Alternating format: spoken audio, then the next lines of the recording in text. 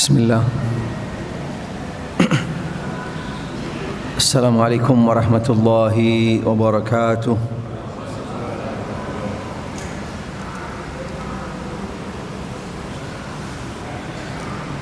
Alhamdulillah.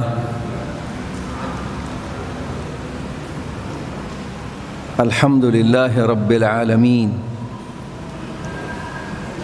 Wassalatu wassalamu ala nabiyina Muhammad an-nabiyil amin wa ala alihi wa ashabihi wa man sara ala nahjihi ila yaumiddin, amma ba'd. Subhanaka la ilma lana illa ma 'allamtana innaka antal alimul hakim. Farabbi shrah li sadri wa yassir li amri wahlul 'uqdatam min lisani yafqahu qawli. Rabbi zidni ilman warzuqni fahman, Rabbi zidni imanan wa yaqinan wa fiqha. Allahumma arzuqni al-ikhlasa fil qawli wal 'amal, fi sirri wal 'alan. Ma'asyiral muslimin, ikhwani fid din, azani Allah wa iyyakum, rahimani rahimakumullah. Jamaah Masjid Nurul Huda yang mudah-mudahan senantiasa dirahmati oleh Allah Subhanahu wa taala. Alhamdulillah wa syukrulillah. Pada malam hari ini, tentunya dengan izin dan takdir dari Allah Subhanahu wa taala, kita dikumpulkan kembali, dipertemukan kembali setelah beberapa tahun yang lalu. Kita duduk bersama di majelis yang sama, di masjid yang sama, dan insyaallah mudah-mudahan Allah Subhanahu wa taala pertemukan kita kembali, dan juga insyaallah pada akhirnya akan kita kumpulkan nanti di dalam syurga Allah Subhanahu wa taala. Alhamdulillah wa syukrulillah. Mudah-mudahan Allah Subhanahu wa taala senantiasa melimpahkan kepada kita semua hidayah dan taufiknya, ilmu yang bermanfaat, serta kita selalu berada di jalan siratal mustaqim, jalan yang diridhai oleh Allah Subhanahu wa taala, jalan di atas sunnah Nabi sallallahu alaihi wa alihi wa sahbihi wasallam. Alhamdulillah, pada malam hari ini temanya mungkin sebagian dari kita bukanlah tema yang baru.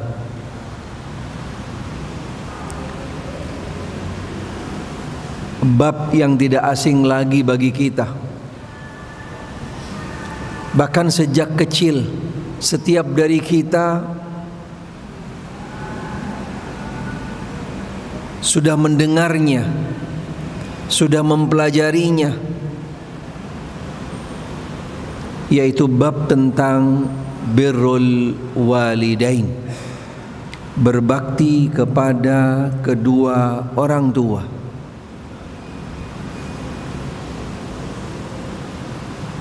Bab ini, tema ini, materi ini sebenarnya materi yang terus berlanjut dan tak mengenal masa, waktu, tempat, jenjang umur seseorang, serta juga bahkan tidak mengenal siapapun dari setiap hamba Allah Subhanahu wa taala, takkan terlepas di dalam bab materi tentang yaitu berbakti kepada kedua orang tua.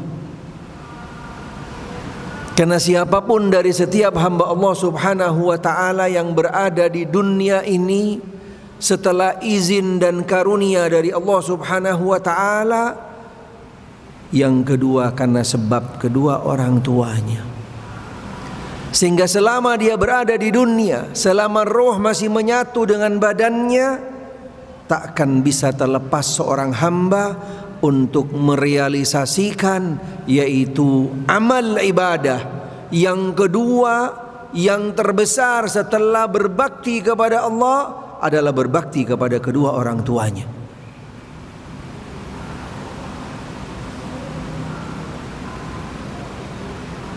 Siapa di antara kita yang hadir pada malam hari ini yang dilahirkan tanpa kedua orang tua? Angkat tangan.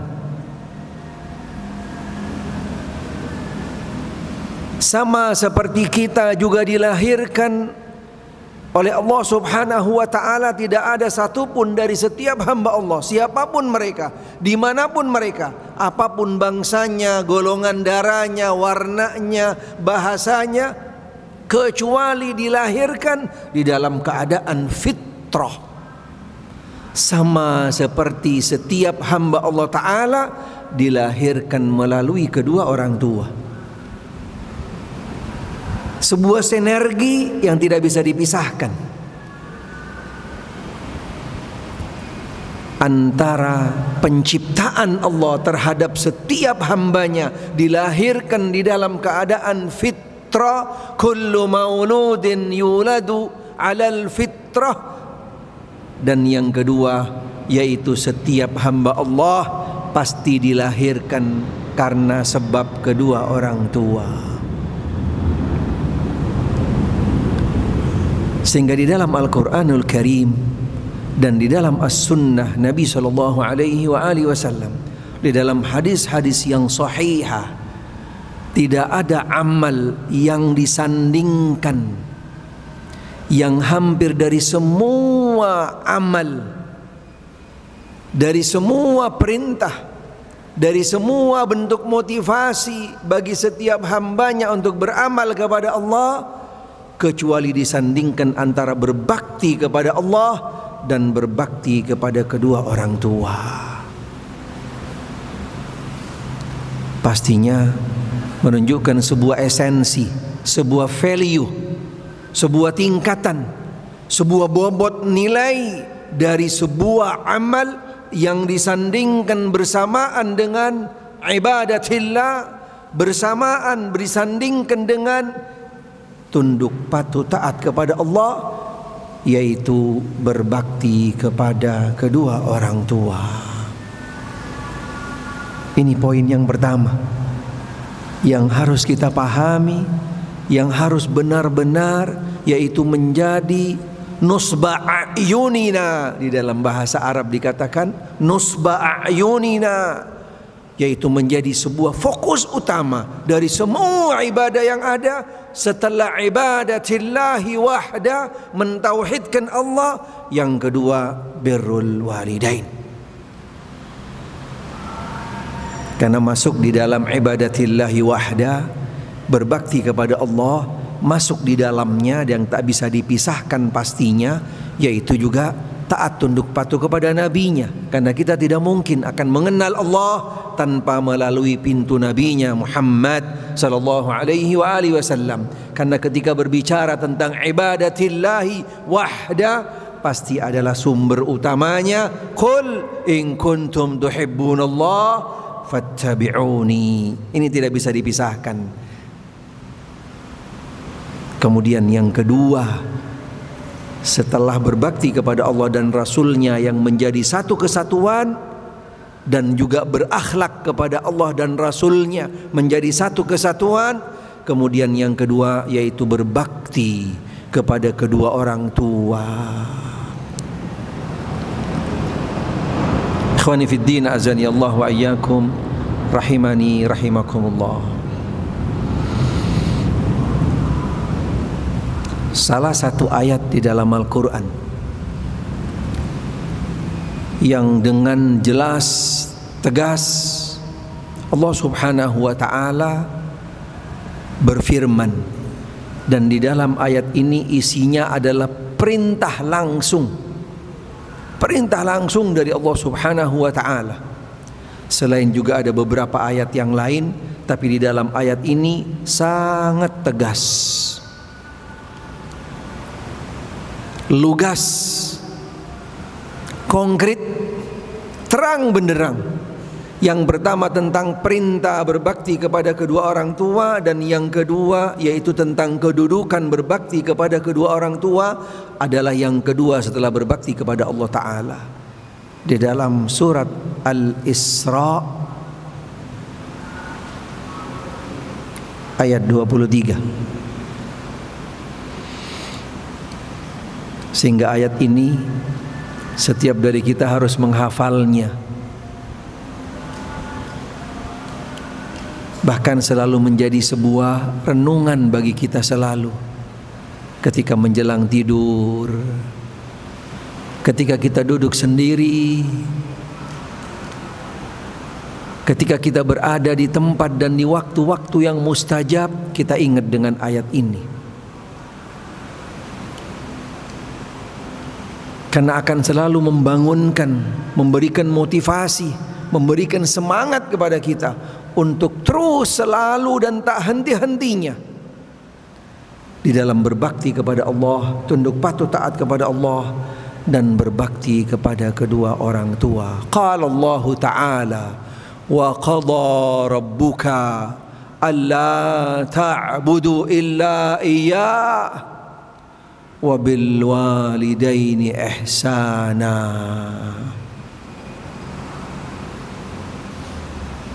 Wa qadha, Al-Imam Ibnu Katsir rahimahullah ketika menafsirkan ayat ini, beliau menjelaskan bahwasanya al-lafz qadha ay bimakna amrun wa hatmun min Allah. Amrun wa hatmun, perintah yang sifatnya adalah sebuah penekanan dari Allah Subhanahu wa ta'ala bagi setiap hambanya ketika dia di masa waktu menjadi seorang mukallaf. Boleh nggak ada pertanyaan? Biar suasananya agak hidup. Nanti yang bisa jawab dapat hadiah nanti.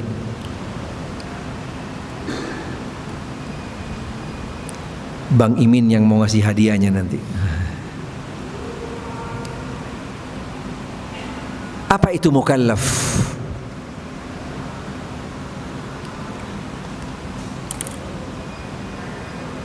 Apa itu mukallaf? Fadhal akhi. Masmuk. Masmuka anta. Ayo, masmuka anta. Aywa. Namanya siapa?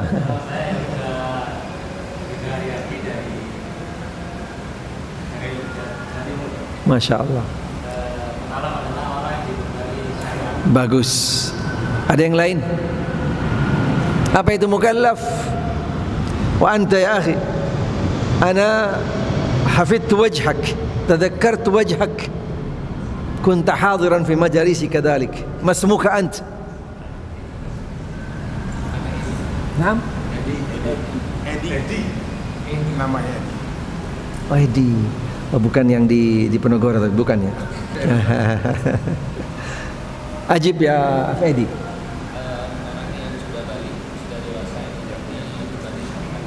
Ahsan, barakallahu fiik. Ada yang lain? Fadhal ya akhi.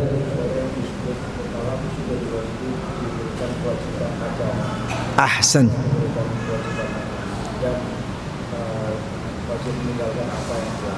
Jamil, ahsan, barakallahu fiik. Bagus jawabannya.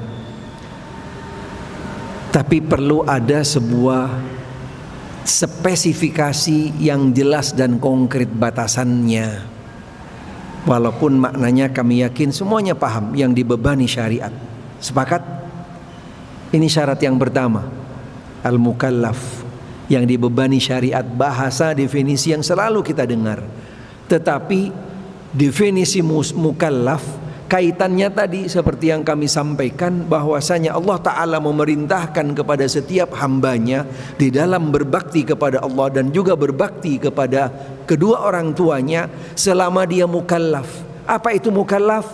Balighul aqil. Itu dia poinnya.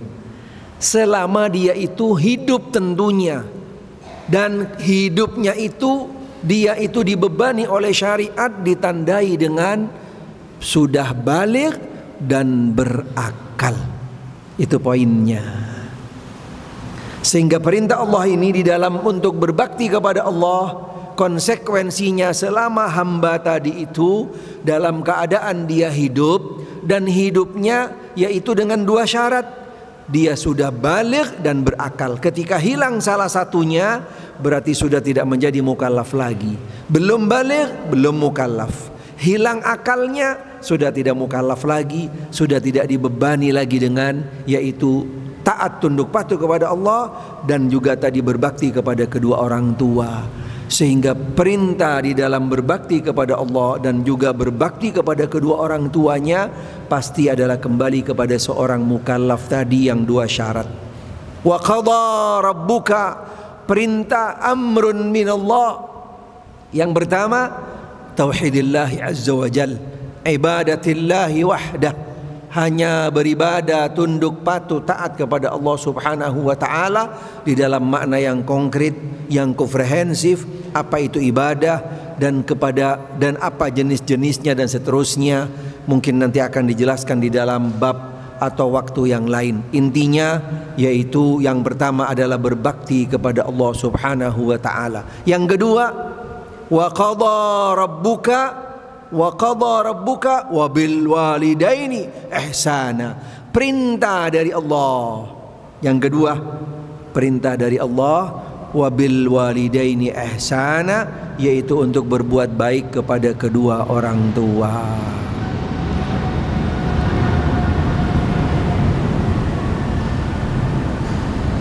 Apa bentuk kebaikan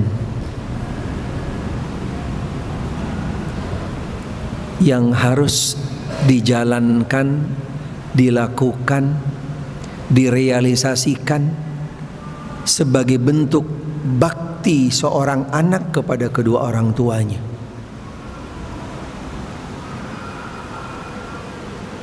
Pastinya tidak ada batasannya. Tidak ada batasannya. Al-ihsan yaitu juga bimakna albir. Al-ihsan juga bimakna albir di dalam makna yang ada di dalam bentuk yaitu berbakti. Karena ketika bentuk bakti tadi itu sifatnya adalah umum, berarti targetnya hanya satu. Targetnya hanya satu, dengan semua bentuk macam kebaikan tadi, albir, al-ihsan. Ketika seorang anak, seorang hamba melakukan kebaikan, kebajikan, yang pertama pastinya yang akan nantinya mengantarkan seorang anak tadi itu ke dalam syurga Allah subhanahu wa ta'ala, seorang hamba ke dalam syurga Allah subhanahu wa ta'ala, baik di dalam berbakti kepada Allah dan juga berbakti kepada kedua orang tua. Sehingga tidak mungkin sebuah al-ihsan, sebuah albir yang nantinya akan mengantarkan seorang hamba ke dalam syurga Allah, kemudian albir tadi itu tidak di atas jalan koridor agama, tuntunan agama dan tuntunan as-sunnah. Tidak mungkin. Karena endingnya, karena finishnya dari bentuk bakti kepada Allah dan bakti kepada kedua orang tua, al-jannah, adalah syurga. Sehingga kebaikan tadi adalah kebaikan yang mutlak, sumbernya, datangnya dari Allah dan Rasulnya, dari agama, termasuk berbakti kepada kedua orang tua. Di dalam berbakti kepada kedua orang tua, berbuat baik kepada kedua orang tua, bahkan konteksnya agama memberikan toleransi yang sangat tinggi di dalam berbuat baik kepada kedua orang tua. Ketika baik tadi itu adalah maknanya yang universal. Sekalipun kedua orang tuanya berbeda agama dengan anaknya, tetap seorang anak diperintahkan al-ihsanu ilaihima, berbuat baik kepada kedua orang tua. Ini sudah bentuk sebuah toleransi yang sangat tinggi. Bayangkan bagaimana kedudukan orang tua tetap punya nilai, tetap punya kedudukan. Subhanallah. Sebagaimana ada kisah cerita dari salah seorang sahabiyah, kakak dari Aisyah radhiyallahu anha.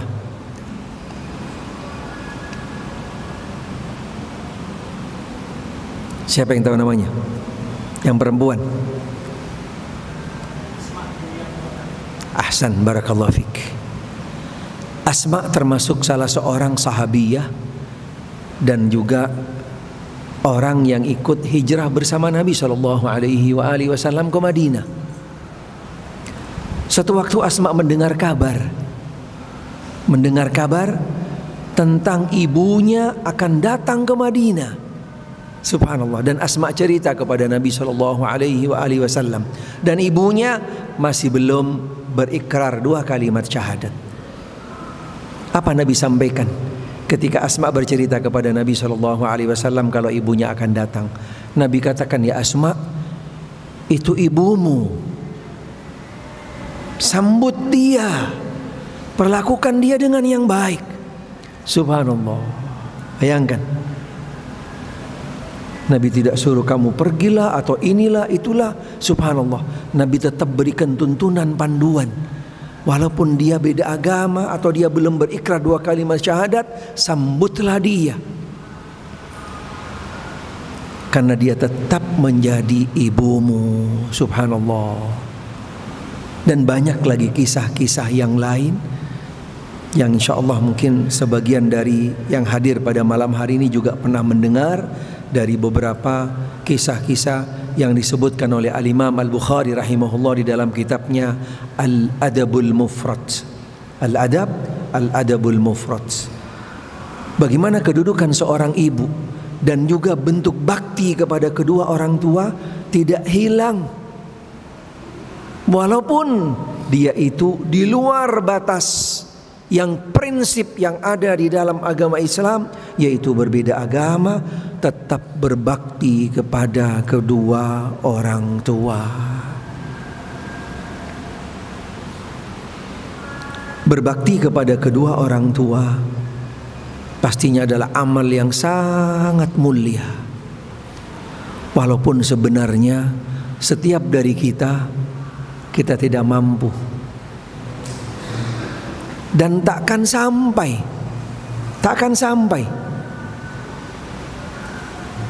Sepanjang umur seorang manusia, sekuat tenaga, waktu, apapun yang dimiliki oleh seorang manusia, untuk dia bisa mendekati saja, apalagi menyamai dan melebihi kebaikan yang dilakukan oleh orang tua kepada kita, tidak mungkin. Walaupun kita seorang anak, sudah dengan sangat maksimal all out dan segalanya berbuat baik untuk berbakti kepada kedua orang tuanya, tapi sampai kapanpun tak akan bisa mendekati, apalagi menyamai dan melebihi kebaikan, effort, pengorbanan, perjuangan, apapun yang dilakukan oleh orang tua kepada kita selaku anak. Sehingga berbakti kepada kedua orang tua, seperti yang kami sampaikan tadi, sifatnya adalah sangat luas dan juga tak mengenal masa waktu, baik di masa hidup keduanya dan juga nanti setelah keduanya meninggal. Bahkan di sini punya nilai berbeda, nilai khusus. Bahkan dinyatakan oleh salah seorang ulama, baktinya seorang anak kepada kedua orang tuanya yang lebih jauh punya value, punya nilai, punya bobot, dan semakin lebih mendekat kepada keikhlasan ketika kedua orang tuanya sudah meninggal. Apa sebabnya? Nanti sedikit kami akan jelaskan. Kita kembali kepada bentuk bakti tadi yang dilakukan oleh seorang anak kepada orang tuanya. Tidak mungkin untuk bisa menyamai apalagi melebihi. Apa buktinya? Ikhwani fiddin, azani Allah wa iyyakum, rahimani rahimakumullah. Setiap dari kita pasti punya kakak beradik, saudara yang jumlahnya tidak sedikit. Ada yang 3, ada yang 4, ada yang 5, ada yang 10, ada yang 12, bahkan lebih dari itu. Subhanallah. Benar tidak? Subhanallah. Coba masing-masing dari kita, wallahu a'lam, dan ini termasuk yang memang sudah cukup banyak statistiknya cukup besar, walaupun mungkin tidak general. Silahkan masing-masing dari kita merenung.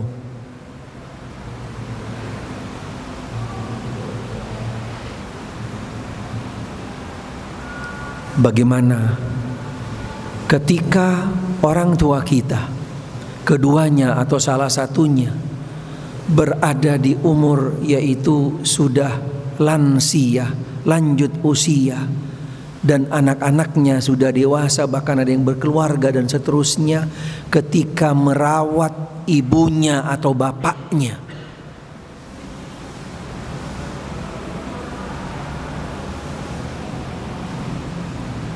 Akankah mereka sepakat semua di dalam satu shaf? Apakah mereka akan benar-benar rame-rame untuk bisa benar-benar all out di dalam membiayai, mengurus, merawat dan seterusnya orang tuanya? Apakah dia benar-benar semuanya dalam satu shaf di dalam berbakti kepada kedua orang tuanya? Dan yang terakhir, apakah semuanya mereka di dalam satu persepsi berharap semua dari anak-anaknya, dari kakak beradiknya, berharap orang tuanya masih terus bisa hidup panjang?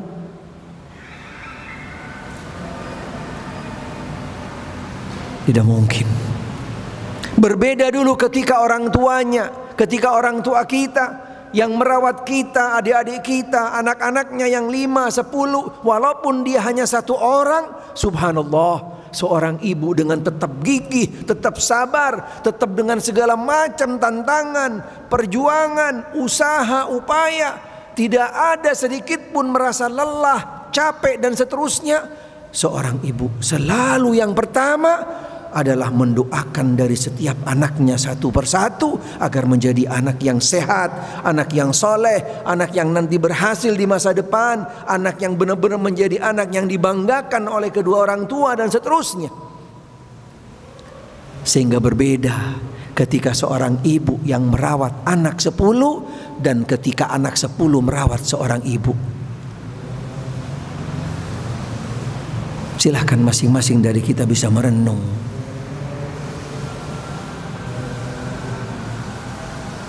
Pernah kita mendengar kisah seorang anak yang sampai akhir hayat dari orang tuanya semuanya sepakat, akur.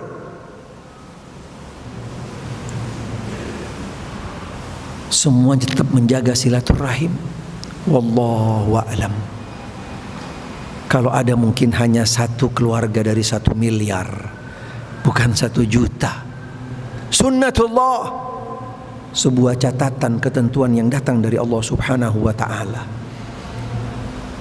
Bahkan yang sangat menyedihkan kadang-kadang, tidak sedikit dari anak-anak tadi ketika merawat orang tuanya sudah dalam kondisi sakit, kondisi lansia. Subhanallah. Dulu ketika orang tuanya merawat anak-anaknya yang 10, 12 atau walaupun 3 dan seterusnya, apa yang terjadi dengan anaknya? Misalnya dia ketika pipis di gendongannya atau lebih dari pipis, subhanallah, seorang tua itu gembira, senang bahwasanya anak saya sehat. Tapi bagaimana ketika anaknya merawat, menjaga ibunya, orang tuanya, ketika dalam kondisi seperti itu, subhanallah, pasti beda. Kalau orang tua tadi dia senang, dia mendoakan biar tetap sehat, panjang umur. Tapi bagaimana seorang anak ketika menghadapi kondisi seperti itu? Allahu Akbar. Kami nggak perlu sebutkan bagaimana fenomena yang terjadi.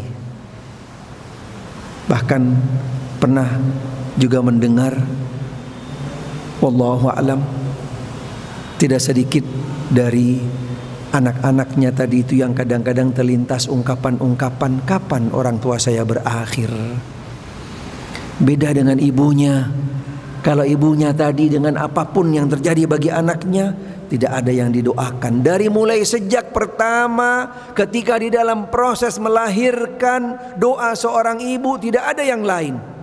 Mohon minta kepada Allah ketika masuk di ruangan untuk proses bersalin, satu yang hanya dipesankan bagi yang nanti akan membantu proses persalinannya, dia hanya satu wasiatnya, tolong selamatkan jiwa anak saya, jangan hiraukan jiwa saya. Ada seorang anak yang juga mengucapkan seperti itu ketika seorang orang tuanya, ibunya, ayahnya dalam kondisi terlentang di atas tempat tidur. Tapi yang sering kita dengar, subhanallah, ayah, bunda, ummi, abi, kami semua sudah ikhlas. Inna lillahi wa inna ilaihi raji'un. Ungkapannya sudah tidak tepat. Ikhlas bukan kalimat yang harus diungkapkan di sana. Bukankah begitu yang terjadi? Jauh. Udah dan? Oh belum. Nah. Jauh berbeda. Tidak ada sedikit pun yang bisa didekatkan. Walaupun ungkapan ikhlas tadi tidak tepat sebenarnya.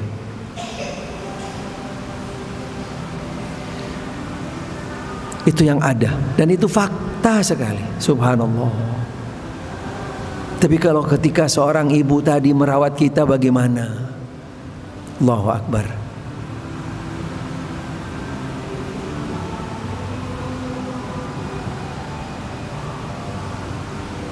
Belum hal-hal yang lain yang kembali kepada perjalanan orang tua, baik ayah yang dengan segala tenaganya, waktunya, pikirannya mempersiapkan segala kebutuhan buat anaknya, seorang ibu yang juga menghabiskan waktunya di rumah untuk mempersiapkan bagaimana merawat, menjaga kesehatan, dan juga membesarkan anak-anaknya. Subhanallah. Perjuangan yang tidak mungkin dibalas oleh seorang anak dengan apapun yang dimiliki oleh seorang anak untuk berbakti kepada kedua orang tuanya. Sehingga bab ini sebenarnya babnya sangat luas. Dari setiap fase tadi perlu kita coba jabarkan lebih jauh, lebih dalam, lebih jelas lagi. Poin yang berikutnya yang juga perlu kita ketahui di dalam berbakti kepada kedua orang tua, selain yang pertama tadi poinnya adalah sejajar dengan tingkatan berbakti kepada Allah Subhanahu wa ta'ala dan Rasulnya.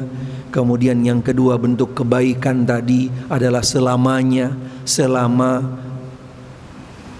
roh masih ada dari jasad seorang hamba Allah Subhanahu wa ta'ala, di dalam bentuk berbakti masih terus berlanjut.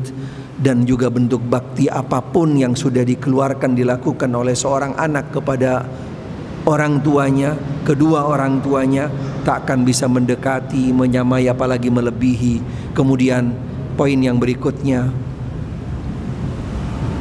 bagaimana bakti seorang anak kepada kedua orang tuanya walaupun keduanya sudah meninggal.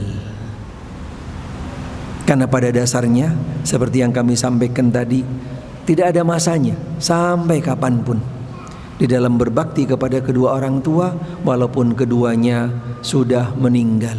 Karena tetap bentuk berbakti kepada kedua orang tua masih terus berlanjut. Bahkan seperti yang kami jelaskan tadi, yaitu menjadi salah satu bentuk bakti yang punya nilai lebih mendekati kepada keikhlasan. Apa sebabnya? Mengapa berbakti kepada kedua orang tua ketika keduanya sudah meninggal lebih mendekati kepada keikhlasan? Karena di sana ada sebuah catatan yang cukup prinsip yang perlu juga sama-sama kita renungkan kembali. Karena ketika seorang anak berbakti di masa orang tua kita masih hidup dan kita ada saudara kakak beradik kita, bentuk bakti kita yang pertama kepada kedua orang tua kita, pasti di sana akan ada beberapa, yaitu persepsi-persepsi hanya Allah yang maha tahu. Walaupun nampaknya kadang-kadang sangat kelihatan ada tujuan-tujuan tertentu. Apalagi biasanya kadang-kadang kalau orang tuanya misalnya berlebih dalam kehidupannya, Allah Ta'ala berikan anugerah karunia rezeki yang luas misalnya, ada salah satu dari kakak beradik dalam bentuk berbaktinya, pastinya kadang-kadang ada tujuan-tujuan tertentu. Ada nggak kira-kira yang begitu? Terjadi banyak sekali, subhanallah. Sehingga bentuk keikhlasan di dalam berbakti kepada kedua orang tua di masa hidupnya di sana benar-benar berat sekali untuk bisa mendekati kepada keikhlasan. Belum lagi saingan satu dengan yang lainnya, subhanallah. Yang ini bawa kue ini, yang itu bawa kue ini, yang itu ngasih amplopnya segini, yang itu bantu ini, bantu itu, dan seterusnya, subhanallah. Berbeda dengan sebuah ada sebuah kisah juga terjadi, dan ini kami pernah baca, dan mudah-mudahan insya Allah termasuk kisah yang nyata sebenarnya terjadi di salah satu negeri. Bagaimana kakak beradik ini berebut, kakak beradik berebut untuk merawat ibunya. Allahu Akbar, bayangkan. Salah satunya dia benar-benar semangat dan berharap bahwasanya ibu adalah segalanya bagi dia, segalanya bagi dia, dan berbakti kepada ibu adalah menjadi amal ibadah yang luar biasa, yang dia berharap bisa benar-benar menjadi bekal utama dia setelah tauhid kepada Allah, yang nantinya akan mengantarkan dia ke dalam surga Allah Ta'ala. Apa yang terjadi? Agar dia bisa lebih dominan, lebih all out untuk berbakti kepada ibunya, dia minta untuk ke mahkamah diizinkan dia yang bisa lebih besar di dalam merawat ibunya, mengambil andil, porsi, bagian, bahkan ibunya agar bisa tinggal bersama dia. Subhanallah. Walaupun pada akhirnya ibunya juga yang menentukan, ibunya yang menentukan, yang milih dari keduanya siapa yang akan dipilih oleh ibunya, dan dia akan lebih banyak untuk, yaitu ibunya siap untuk dirawat oleh salah satu dari anaknya. Subhanallah. Yang terakhir, bentuk tadi keikhlasan di dalam berbakti kepada kedua orang tua ketika keduanya sudah meninggal. Apa sebabnya? Karena bakti seorang anak ketika keduanya sudah meninggal, apa bentuk bakti yang dilakukan oleh seorang anak? Subhanallah. Walaupun masih banyak bentuknya, seperti bersedekah atas nama kedua orang tuanya, menjaga silaturahim dari famili kerabat kedua orang tuanya, kemudian juga yaitu tetap menjaga nama baik orang tuanya, dan seterusnya. Karena ketika amal-amal ini tetap dilakukan oleh seorang anak, bagaikan orang tuanya masih hidup di antara famili kerabatnya. Walaupun yang tampil sebenarnya sebagai acting dari orang tua yang meninggal adalah anaknya, dan tidak sedikit atau tidak bahkan sering kita dengar ketika seorang anak bisa melanjutkan apa yang dilakukan oleh orang tuanya, kebaikan-kebaikan dilakukan oleh orang tuanya di antara famili kerabat, tetangganya atau masyarakat sekitar. Subhanallah, bagaikan si fulan masih hidup.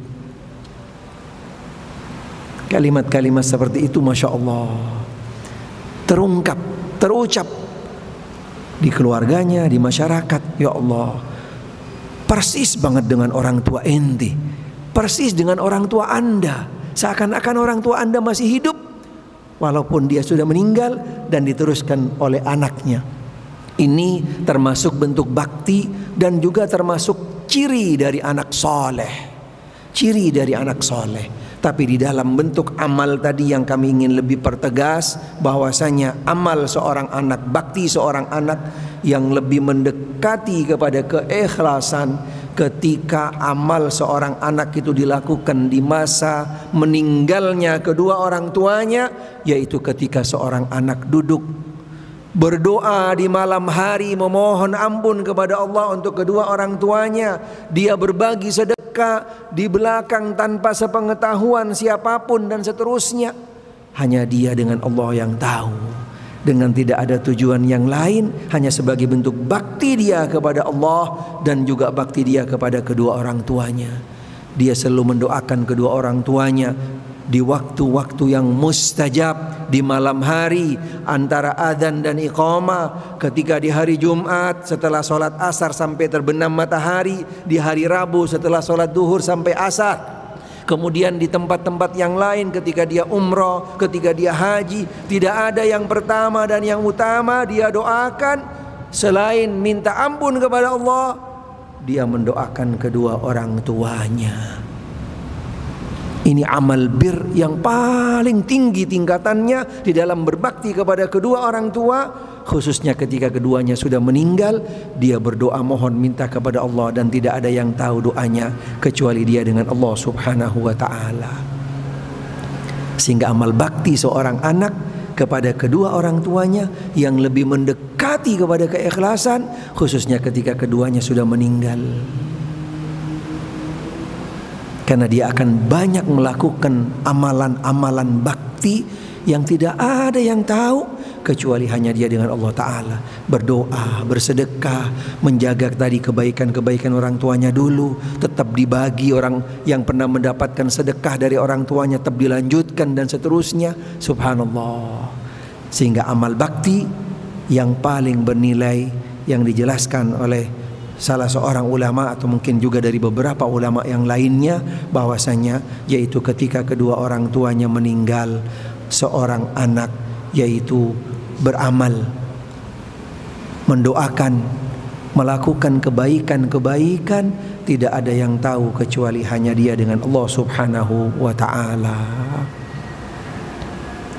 Siapa di antara kita yang tidak pernah melakukan kesalahan kepada kedua orang tua kita? Siapa yang tidak pernah? Angkat tangan.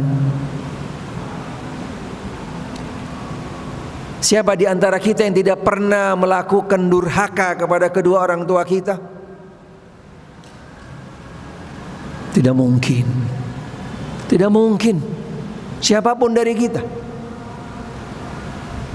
Karena bentuk durhaka Allah subhanahu wa ta'ala sudah berikan di dalam batasan yang paling minim.